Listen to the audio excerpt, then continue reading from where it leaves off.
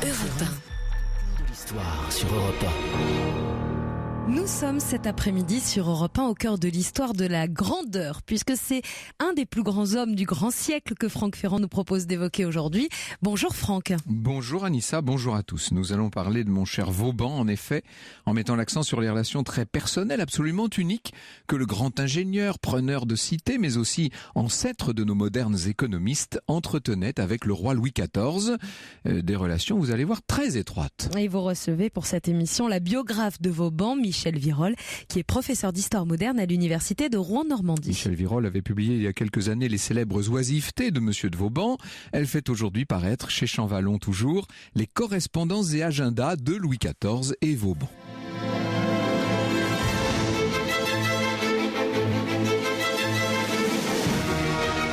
Au cœur de l'histoire sur Europe 1.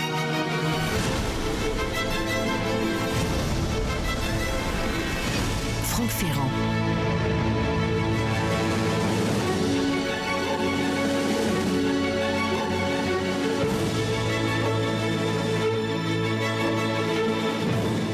Voici des mots adressés par Louis XIV à Sébastien le prêtre de Vauban dans une lettre datée du 3 novembre 1688 et envoyée de Fontainebleau. En novembre, généralement, la cour était à Fontainebleau. Vous savez depuis longtemps ce que je pense de vous et la confiance que j'ai en votre savoir et en votre affection. Croyez que je n'oublie pas les services que vous me rendez et que ce que vous avez fait à Philipsbourg m'est fort agréable. Si vous êtes aussi content de mon fils qu'il l'est de vous, je vous crois fort bien ensemble, car il me paraît qu'il vous connaît et vous estime autant que moi. Je ne saurais finir sans vous commander de vous conserver absolument pour le bien du service. Ce sont vraiment des termes incroyablement amicaux de la part du roi. Il s'agit de la première lettre que nous conservions de Louis XIV à destination de celui qui depuis 10 ans à l'époque est commissaire général des fortifications du royaume et depuis quelques semaines seulement lieutenant général. Cette lettre accompagne celle du fils du roi, le dauphin Louis, dans laquelle le grand dauphin félicite Vauban pour le succès du siège de Philipsbourg. Alors cette lettre, c'est le début de ce qu'on doit pouvoir appeler une proximité entre Louis XIV et Vauban, relation qui sera de plus en plus directe par la suite avec de nombreux échanges épistolaires et des rencontres régulières entre le roi et son grand serviteur.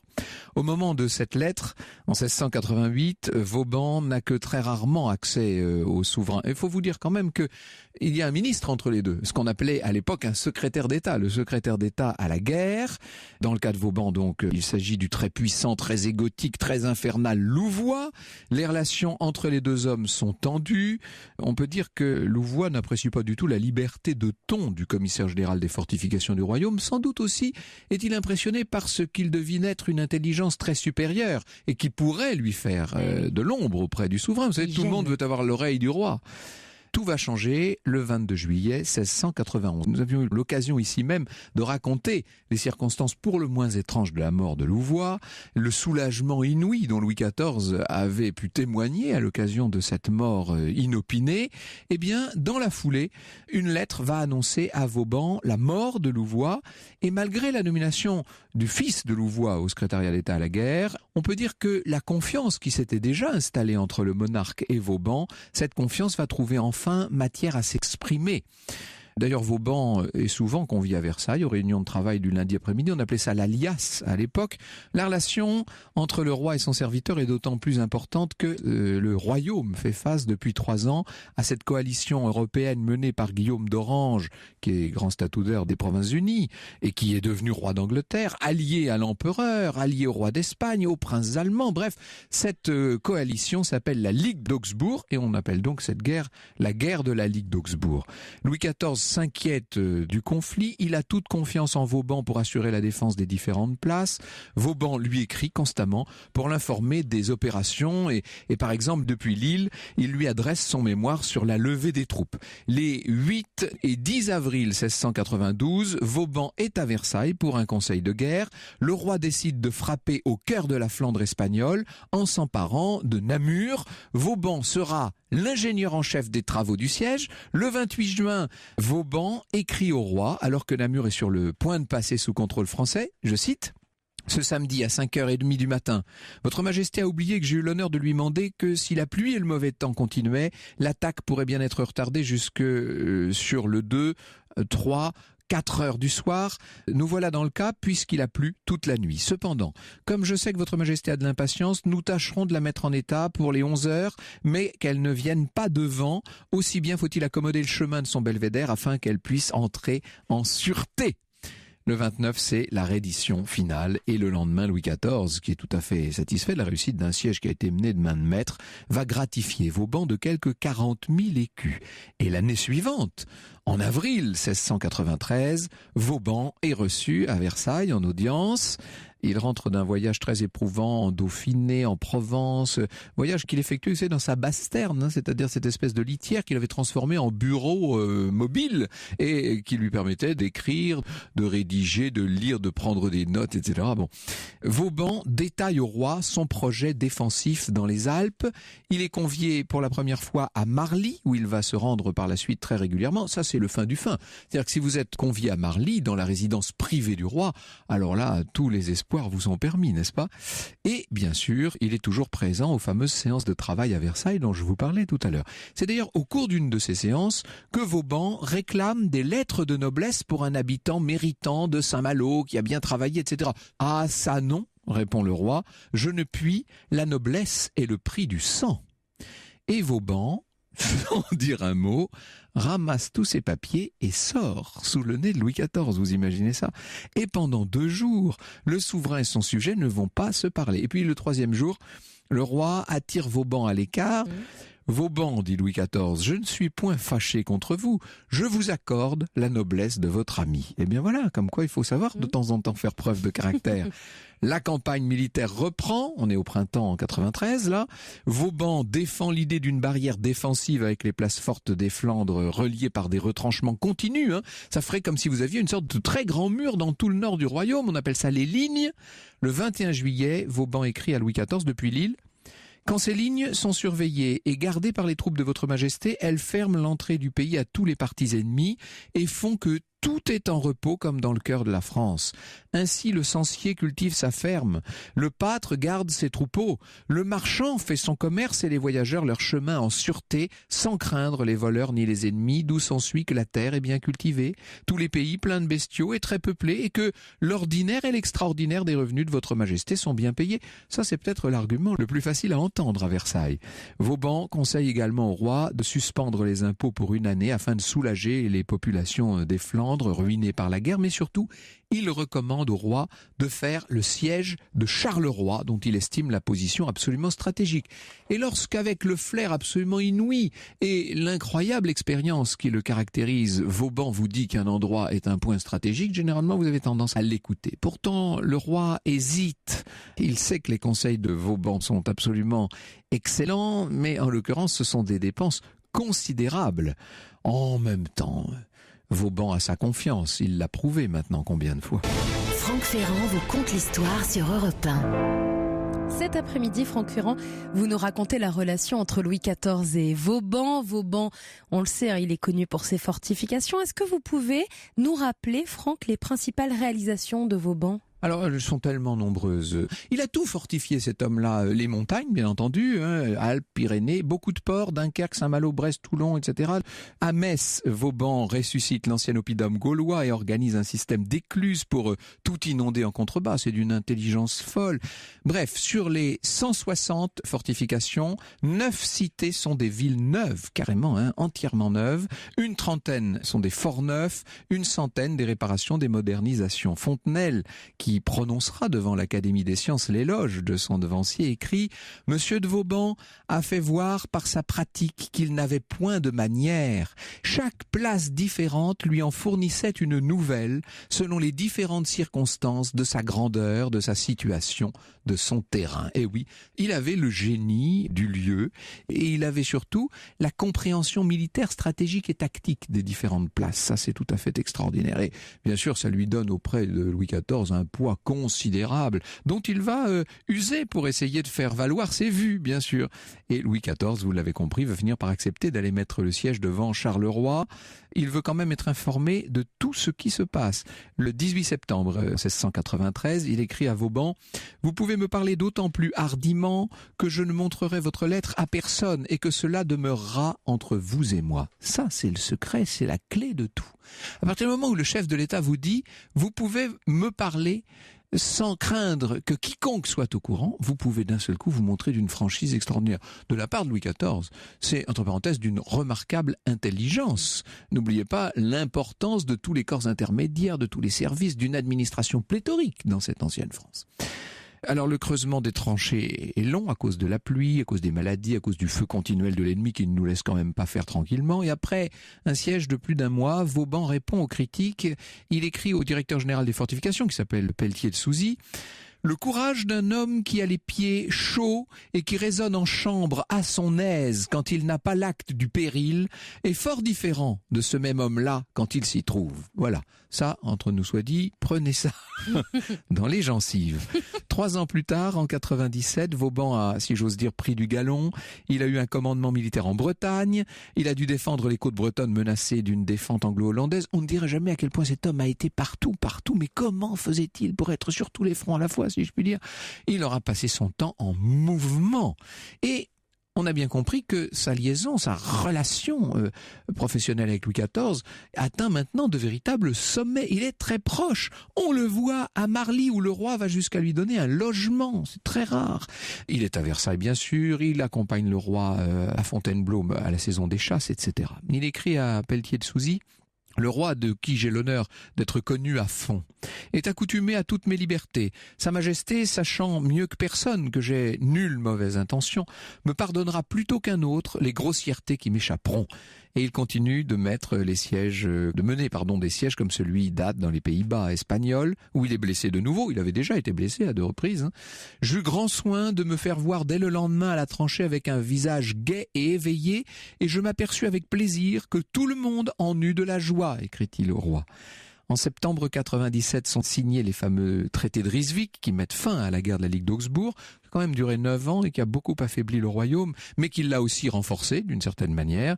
Louis XIV va restituer un certain nombre de conquêtes à l'Espagne. Il concède aux Provinces-Unies le droit d'installer des garnisons dans plusieurs places fortes des Pays-Bas espagnols pour surveiller la frontière française.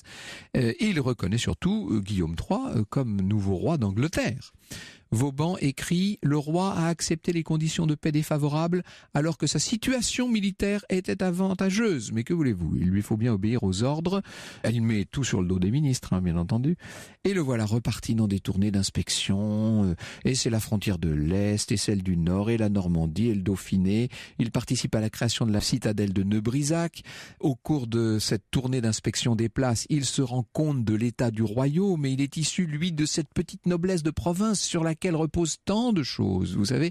Il est sensible aux difficultés d'une grande partie de la population et comme il le fait depuis plusieurs années maintenant, il va adresser au roi des mémoires qui ne portent désormais plus seulement sur les situations militaires. Loin de là, il adresse au roi des agendas de visite qui détaillent ses observations et recommandations, nous dit Michel Virol, répétant à plusieurs reprises que le royaume doit s'enfermer dans ses frontières naturelles, le Rhin, les Alpes, les Pyrénées, protégés par un réseau de places fortes et surtout par des lignes moins coûteuses en construction et plus efficaces par leur couverture spatiale défensive. Bref, utiliser les dispositions du terrain pour avoir le moins possible à construire et à défendre.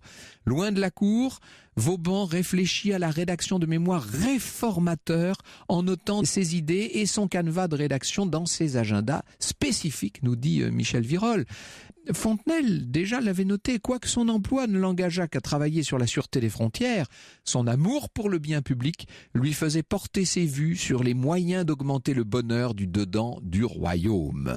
Évidemment, ça fait froncer des sourcils à Versailles notamment, je pense au secrétaire d'État à la guerre, Barbezieux, qui n'est pas très content des relations très particulières de Vauban, bien entendu, mais Vauban, pour autant, ne s'arrête pas. Il a cette relation privilégiée avec Louis XIV, il en profite, et en 1700, il va aller jusqu'à proposer au roi un projet de ce qui pourrait être considéré quelque part comme un ancêtre de l'impôt sur le revenu, un projet de dîme royale, nouveau système fiscal qui apporterait prospérité au royaume, équité sociale. Pourquoi équité sociale? Parce que tout le monde paierait la même chose en fonction de ses revenus, en fonction de sa richesse. Vous imaginez ça? Dans son journal à la date du 21 juin 1701, le fameux Dangeau, qui nous permet de savoir tout ce qui se passe à la cour, écrit que le soir, le roi alla promener dans plusieurs bosquets de ses jardins de Versailles et prit plaisir à faire voir à Vauban ses plus belles fontaines. Il a presque 70 ans, monsieur de Vauban. Désormais, il attend une grande promotion pour tous ses services rendus. Pendant très longtemps, on a dit que son projet de dîme royal l'avait disgracié aux yeux de Louis XIV. Les historiens d'aujourd'hui nous prouvent, documents à l'appui, qu'il n'en a en vérité rien été. Franck Ferrand vous invite au cœur de l'histoire sur Europe 1. Nous sommes au XVIIIe siècle, au cœur de cette relation entre Vauban et Louis XIV. Vauban a maintenant 70 ans. Alors après sa proposition de dîme, cet impôt, est-ce qu'avec le roi ça va se compliquer ou est-ce qu'il va avoir droit à cette promotion? Mais il a sa promotion en 1703, il est maréchal de France, s'il vous plaît, et désormais il a l'autorisation de pénétrer dans la chambre du roi dès ce qu'on appelle les grandes entrées, c'est-à-dire tout de suite. Il est devenu un des plus grands personnages du royaume. Cet homme qui au départ est un homme de l'action, des faits. Vous voyez, il ne fait pas partie au départ du tout de la grande aristocratie, lui.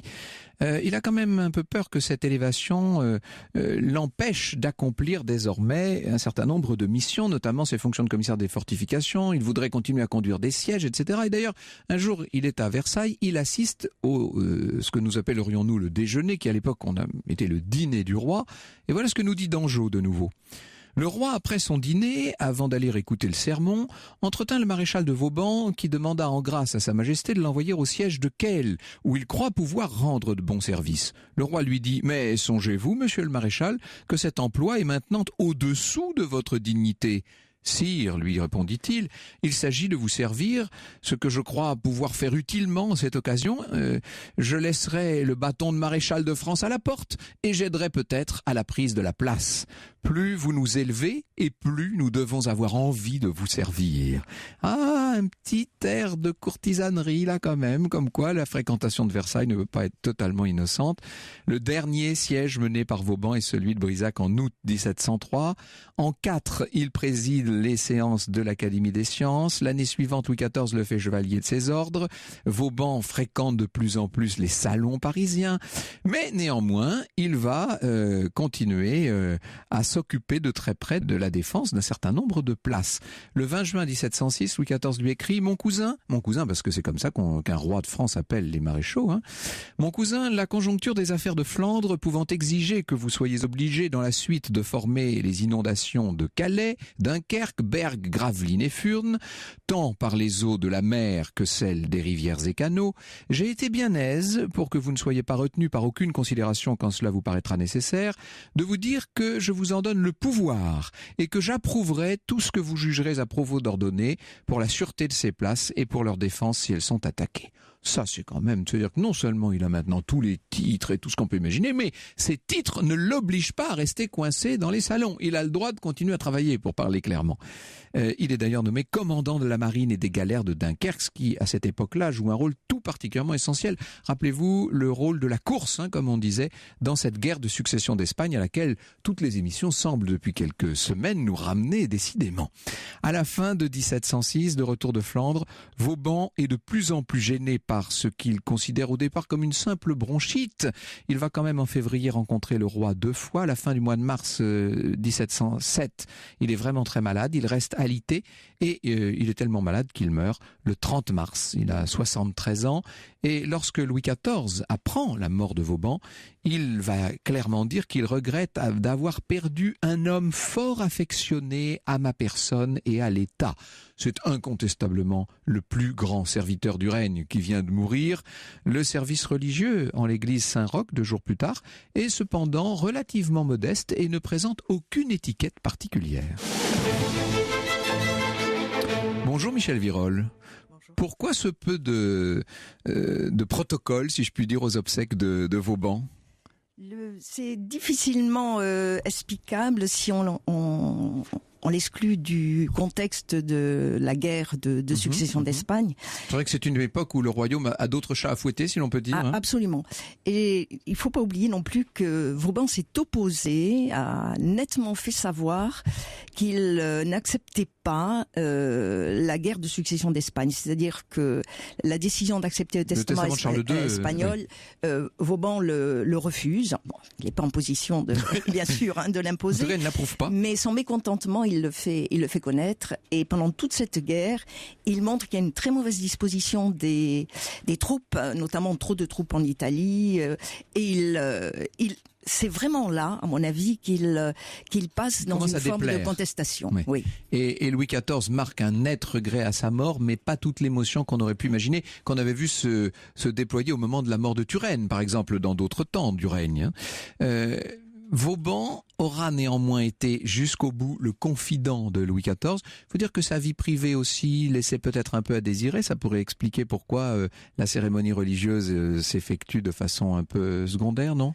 La vie privée de Vauban ? Oui. Elle reste quelques maîtresses, on va dire. Oui, mais c'est la partie secrète, c'est le codicille secret du testament. Oui. Donc ça, on ne le sait pas. On ne le sait pas. Même le roi ne le sait pas. Franck Ferrand vous invite au cœur de l'histoire sur Europe 1.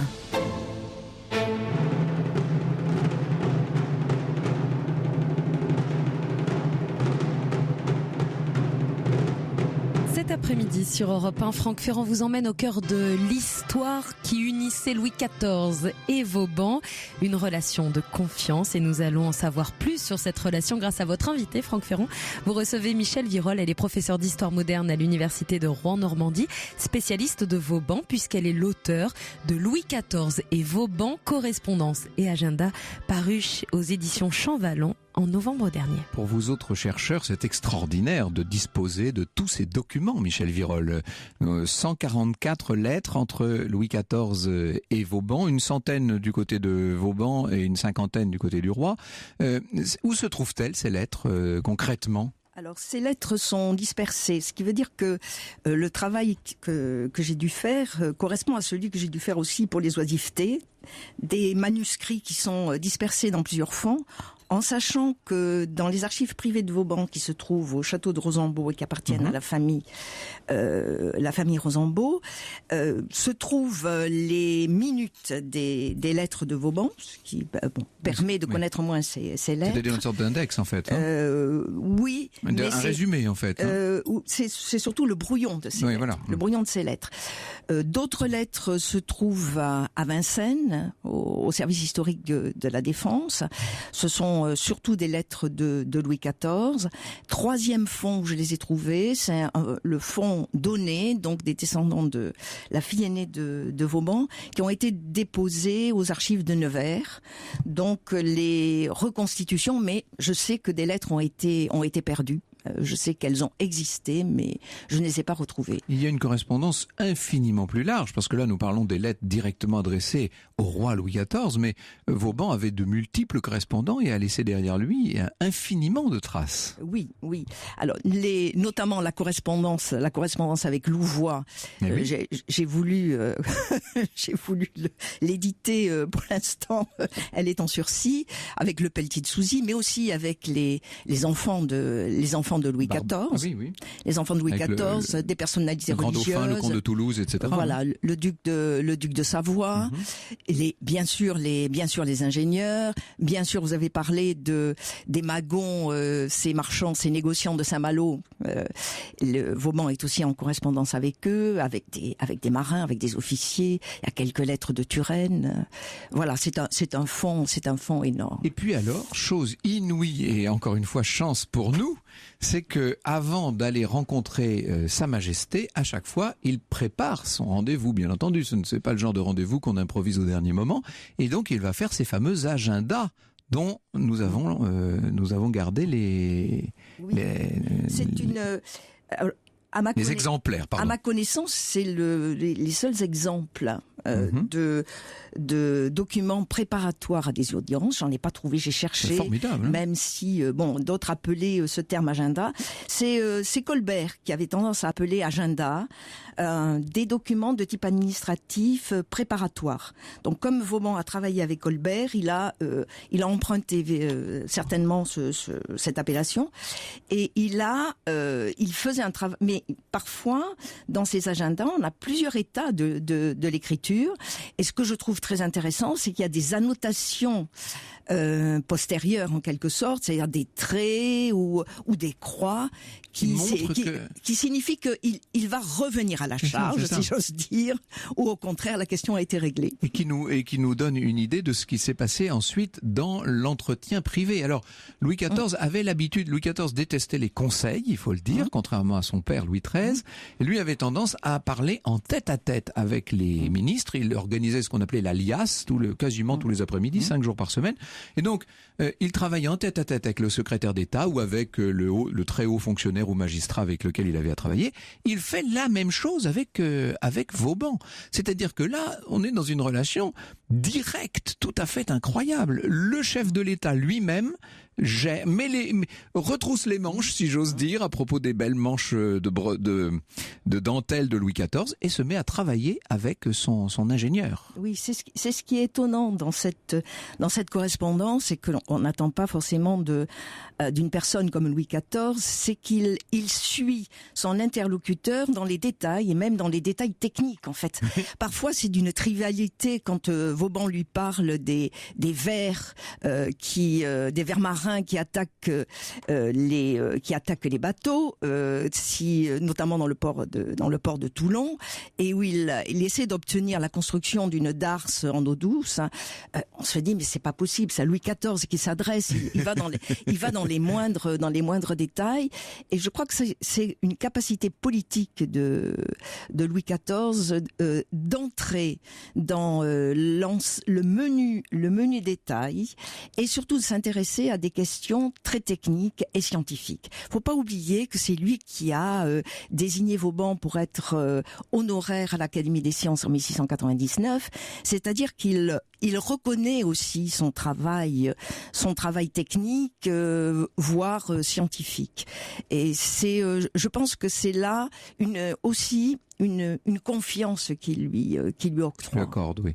Madame de Sévigné disait de Louis XIV qu'il était loin de jamais pouvoir connaître la vérité sur rien, parce qu'on lui cachait tout. Évidemment, il y a cette espèce d'esprit de cour, y compris chez les ministres, qui consiste à constamment tout enjoliver, tout enrober, etc. On peut dire de Vauban qu'il n'enrobe rien. Il n'enrobe rien. Non. Il n'enrobe rien. Et la correspondance permet de voir aussi que Vauban peut jouer un rôle dans la prise de décision. Ou en tout cas, pour prendre une décision, Louis XIV s'adresse à plusieurs personnes pour avoir des avis, voire des avis différents, des avis compétents.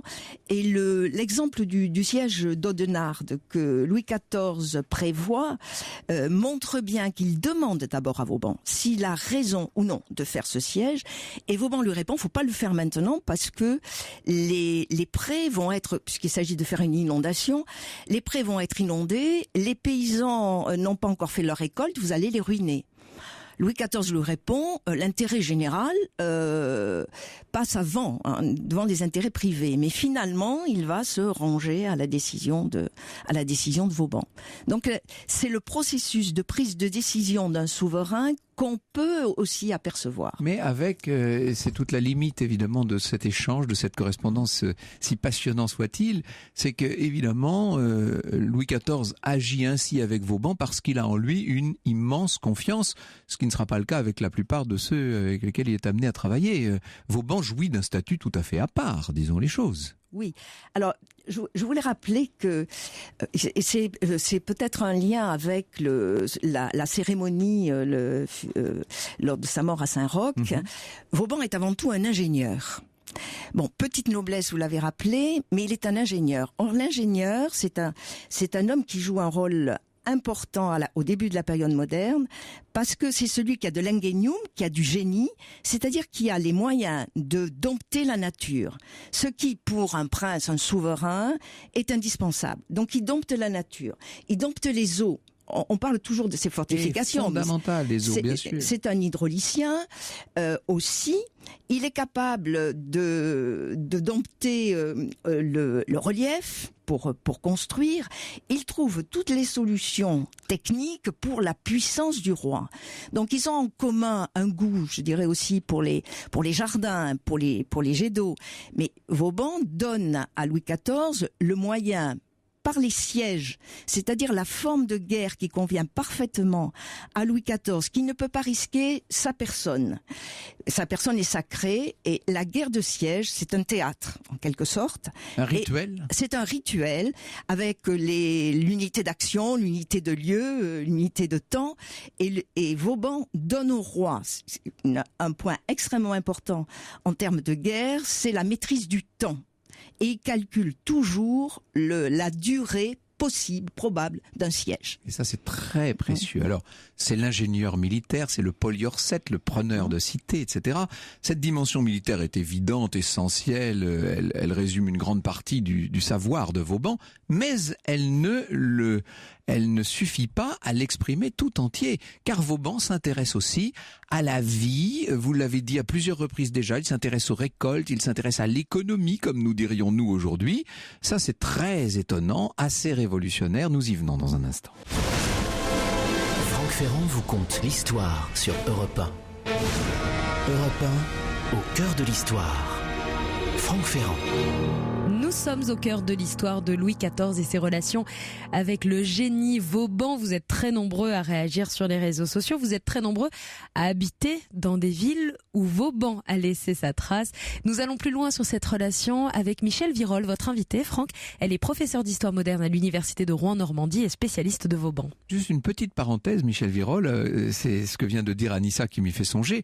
Vous disiez à l'instant que Louis XIV pouvait descendre extrêmement bas dans le détail de considérations très matérielles, mais tout à fait en échange, en retour, Vauban peut monter extrêmement haut dans des considérations de stratégie globale qui relèvent théoriquement uniquement du roi et de ses principaux ministres. Hein. Absolument. La particularité de Vauban, c'est comme il est ingénieur, je vous le disais, il fait rentrer dans sa pensée des calculs. Des calculs qu'il organise selon une certaine méthode. C'est vraiment l'homme rationnel du XVIIe siècle.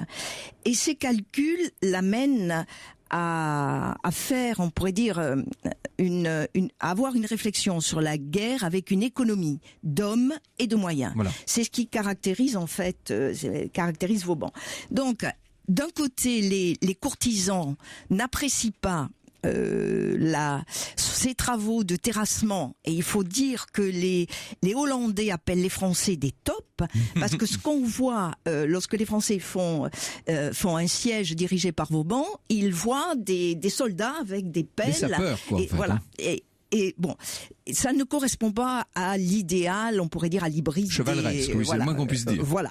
Donc, on est toujours en train de se moquer un peu de cet homme qui est l'homme des terrassements. Mais cet homme des terrassements, parce qu'il réfléchit aussi sur les conditions matérielles et qui tient compte des hommes, va avoir une pensée stratégique qui lui permet en fait de faire entrer tous ces paramètres dans la réflexion et pas seulement, je dirais, la supériorité du royaume. D'utiliser ce qu'il appelle la frontière naturelle, en quelque sorte. Donc, il a une vision extrêmement précise de ce que devrait être un royaume idéal, en quelque sorte. Est-ce que cette vision coïncide avec celle du roi ? Alors il est difficile. Je crois qu'il faut distinguer dans le temps. Il a fait souvent le reproche. Il écrivait à Louvois que Louis XIV avait remporté des victoires, prenait des places sans se soucier d'une rationalité de frontière. Donc il a écrit, il ne faut pas chasser le papillon au-delà des Alpes, c'est-à-dire il faudrait abandonner toutes les places fortes qui sont au-delà des Alpes et arriver à délimiter clairement le territoire. Alors son modèle c'est César, et donc ça serait les limites des Gaules. Et Louis Louis XIV, progressivement, semble se ranger à cette idée-là, puisque cette... l'âge venant. Voilà. Parce que Philisbourg, dont vous parlez tout à l'heure, 1688, il envoie son fils pour la première fois essuyer donc un siège. 27 ans, le grand dauphin. Alors qu'il n'y a pas eu de déclaration de guerre. C'est ce qu'il appelle la défensive, ce qu'on appelle la défensive offensive. Il prend des villes. Alors, ça c'est tout le côté militaire, mais évidemment, Vauban voyage, il ne fait que ça. Je pense que nous l'avons dit et répété, il est sur tous les fronts, c'est le cas de le dire à la fois, il circule beaucoup. C'est vrai cette histoire de Basterne, hein, ce bureau volant, si je puis dire? Bon, écoutez, au début j'ai écrit, parce que c'était qu'il circulait en Basterne, jusqu'à ce que je monte dans une Basterne. Et avec les deux mules qui portent cette chaise, c'est quasi impossible d'écrire en même temps. On peut écrire à la limite quand les mules s'arrêtent de marcher. Voilà. Oui. Donc on utilise la Basterne pour observer des travaux. Par exemple, sur un chantier, il peut être dans sa Basterne à l'abri, prendre des notes, ou bien pour observer aussi un moment de siège. Donc sur des distances extrêmement courtes. Et j'ai trouvé dans des textes que c'était surtout les ecclésiastiques qui utilisaient les Basternes. Les litières, hein, voilà. Les vieilles dames et les ecclésiastiques. Voilà. Donc Vauban ne pouvait pas aller de Metz à Brest en Basterne. Il prenait les chevaux. Normalement, oui.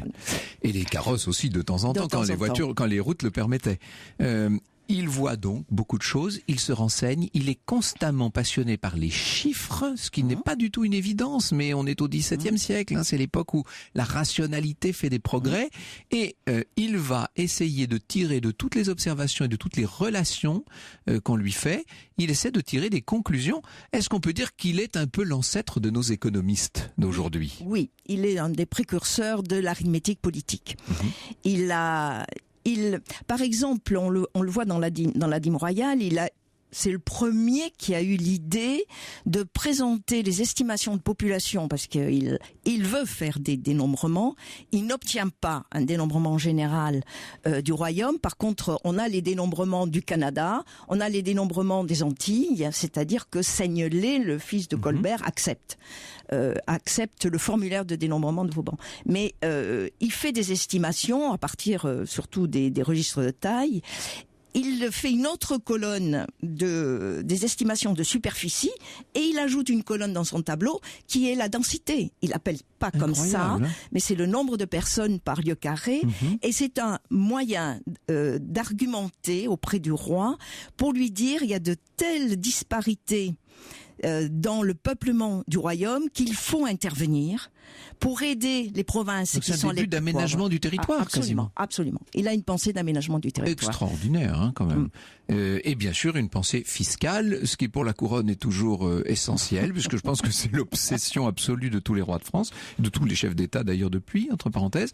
Et ces questions fiscales sont très avancées chez Vauban. Alors vous me disiez, il n'est pas le rédacteur du projet de dîme, il n'en est que le défenseur d'une certaine façon. Oui, il avait souhaité, dans ses premiers textes, que l'on adopte une taille réelle, c'est-à-dire sur la terre et sur les revenus de la terre. Mais son secrétaire, un chanoine de Tournai, qui a été mis en prison parce qu'il a eu une vie personnelle un peu équivoque, a finalement accepté de travailler sur les écrits de Vauban. Et ce personnage qui est Vincent Ragot de Beaumont vit à Rouen. Dans un milieu d'officiers, c'est quand même, il connaît Bois-Guilbert, et dans ce milieu qui essaie de réformer la fiscalité, il prend un certain nombre d'idées qu'il transmet aussi à Vauban, et tous les deux rédige. D'ailleurs, si ça s'appelle dîme, la dîme, c'est quand même un impôt ecclésiastique. Qu'on l'appelle dîme, ça montre bien aussi cette référence-là.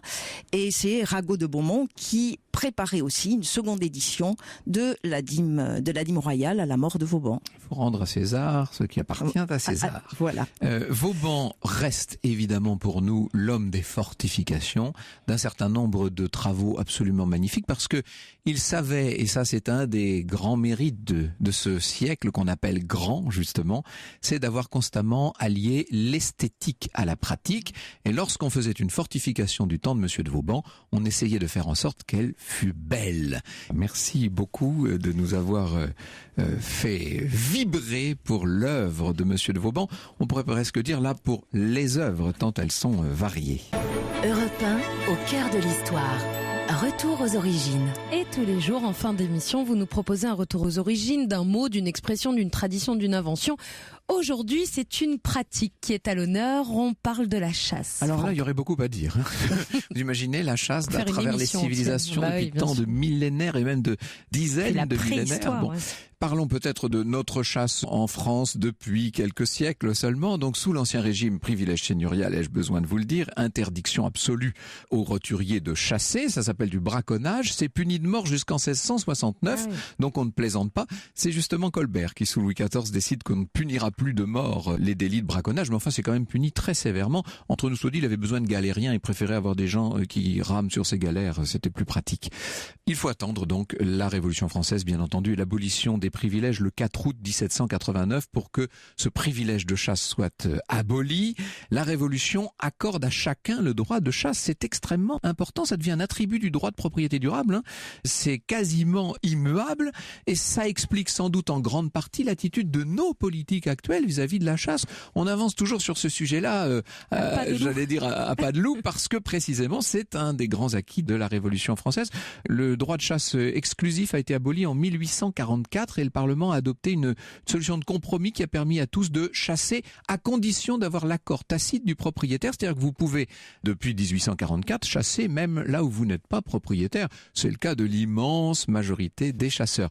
Le braconnage s'est maintenu. Hein. Pensez au roman Rabolio de Maurice Genevoix, merveille de roman où l'on voit justement la vie d'un braconnier en Sologne. Ça a été le prix Goncourt 1925, cette affaire-là. Alors, il y a des grandes chasses qui se définissent d'abord par l'étendue, la qualité cynégétique de l'espace concerné, qui mettent en jeu généralement la grande propriété, couverte de bois. Cette chasse donne lieu à la chasse à courre. Pour ce qui est des bois, la plaine permet de délimiter un espace de tir généralement, et plus de 350 000 hectares de forêt domaniale ont été consacrés à la chasse entre 1814 et 1870. Alors, évidemment, il y a les gens qui chassent pour le plaisir de rapporter du gibier. La plupart du temps, on chasse quand même pour le simple plaisir de chasser, ne l'oublions pas. Les grandes chasses qui renouent, si je puis dire, avec les chasses aux raies, les chasses à courre de l'Ancien Régime, sont sous le Second Empire et dans les débuts de la Troisième République. Mais les grandes chasses existent toujours. Alors vous savez qu'il y a eu cette abolition des chasses présidentielles, là, il y a quelque temps. Mais ça n'enlève rien, évidemment, à l'importance. Il y a quelques jours, le prince Harry, par amour, a refusé d'aller chasser. Alors, oui, de sa nouvelle compagne. Parce que sa nouvelle compagne est contre la chasse. Exactement. Je vous renvoie à la Fondation François Sommer pour la chasse et la nature et au musée de la chasse et de la nature de l'hôtel Guénégaud pour les détails.